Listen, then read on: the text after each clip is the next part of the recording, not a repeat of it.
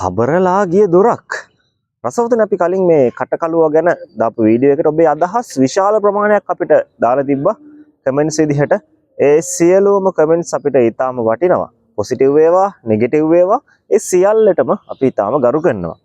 ඒ comments අතරතුරේ මම කියවපු සමහර වැරදි ආකල්ප නැත්නම් ඔබ වැරදියට හිතාගෙන ඉන්න දේවල් ටිකක් ගැන කතා කරන්න හිතුණා. මේ කටකලුවටත් අපි මිනිස්සු හබරලිය කියලා කියනවා. තෙල් කරවලාට හබරලිය කියලා කියනවා. ඇතැම් ප්‍රදේශවල මම දන්නවා ගැරණීන්ට පවා හබරලිය කියන අවස්ථා තියෙනවා. ඒ හැරෙන්නට කිසිම තැනක ලංකාවේ හබරලිය නැත්තම් හබරලා කියලා සතෙක් නැහැ, සර්පෙක් නැහැ. බොහෝ විට ඔය හබරලා කහලා මැරුණා, හබරලා දෂ්ට කරලා මැරුණා කියලා කියන්නේ තෙල් කරවලාට හබරලා කියන පළාත්වල තෙල් කරවලා දෂ්ට කරලා මැරෙන්න පුළුවන් අවස්ථා තියෙනවා. මොකද තෙල් කරවලා කියන්නේ ලංකාවේ ඉන්න උග්‍ර විෂම සර්පයෙක්.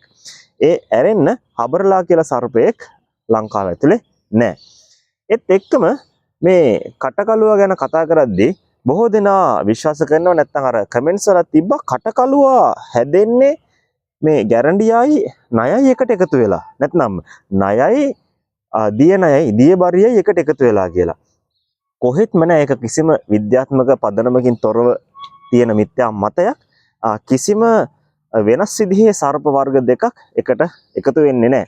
මේ කටකලුව හැදෙන්නේ කටකලුවම දෙන්නෙක් එකට එකතු වෙලා රසවතුනි.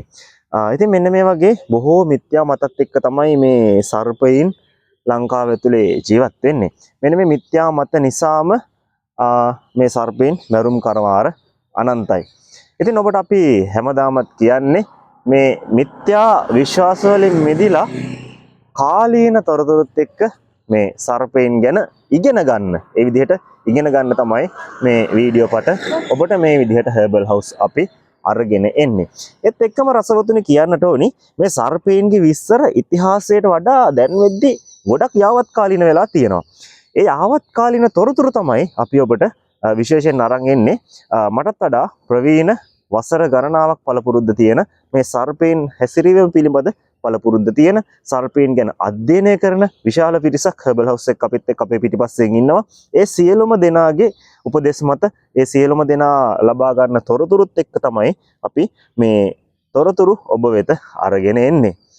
රසවතුනි තවත් දෙයක් කියන්නට ඕනේ. මම දන්නවා මටත් වඩා සර්පයින් ගැන උනන්දුව දක්වන නැත්නම් සර්පයින් ගැන දන්න අය මේ Facebook එකේ මාත් එක්ක එකතු වෙලා ඉන්නවා අපේ කමෙන්ට් සෙක්ෂන් එකේ. ඉතින් ඔබේ සහාය අපට ලබා දෙන්න මේ සර්පයින් ගැන නොදන්න අයට ඉගෙන ගන්නට. කොහොම නමුත් අවසන් වශයෙන් මේ හැම වීඩියෝ එකකින්ම බලාපොරොත්තු වෙන්නේ මේ සර්පයින් අතින් අල්ලන්න කියනවත් සර්පයින්ව ලං කරගන්න කියනවත් නෙමෙයි රසවතුනි. සර්පයින් දැකීම නිසා අනවශ්‍ය බියක් ඇති කරගෙන ඔබෙන් සර්පයින්ටත් සර්පයාගෙන් ඔබටත් සිද්ධ වෙන හානිය වළක්වා ගැනීමේ එකම අරමුණ තමයි මේ වීඩියෝ පට ඔබට ගෙනීම හරහා අපිට තියෙන්නේ. ඉතින් දන්නේ නැති උදවියට ඉගෙන ගන්නත් දන්න උදවියට මේක ෂෙයා කළේ දැනුම බෙදා හදා ගන්න තමයි හර්බල් හවුස් අපි මේ කාර්යය කරගෙන යන්නේ. එහෙනම් අපි හැමදාමත් කියනවා වගේ ලෝකයට අවශ්‍යම කරන මේ අහිංසක ජීවිත රැක ගන්නට අපි මේ සතුන් ගැන ඉගෙන ගමු. ඉගෙනගෙන මේ සතුන්ගෙන් ආරක්ෂා වෙමු. සතුන්ව ආරක්ෂා කරමු. ඒ වගේමයි කිසිම හේතුවක් මත නිදහස් අතින් නිසි පළපුරුද්දක් නැතුව මේ කිසිම සර්පයෙක් ඔබ අල්ලන්න යන්න එපා කියලා මම හැමදාමත් වගේ ඔබට මතක් කරන්න කැමතියි.